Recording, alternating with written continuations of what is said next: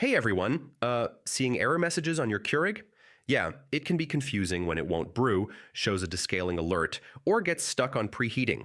In this full guide, I'll walk you through how to fix the most common Keurig errors in 2026. First, try a simple power cycle.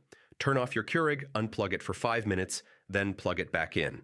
Uh, this resets minor glitches that can trigger error codes. Next, make sure the water reservoir is full and seated correctly. Yeah, errors like add water often happen when the tank isn't detected properly. Clogged needles or coffee grounds in the K-cup holder can cause brew error messages. Carefully clean the needle area with a paperclip or Keurig tool and rinse the pod holder.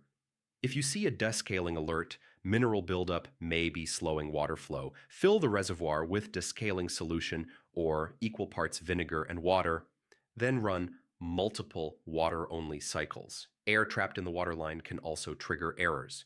Remove the reservoir, refill it, and tap gently on the sides to release bubbles. This often solves intermittent brewing issues. Finally, place a K-cup and run a brew. Yeah, most common errors should be resolved by now and your coffee should flow normally. And that's it. The fastest way to fix the most common Keurig errors. If this helped, go ahead and like the video and subscribe for more coffee machine tips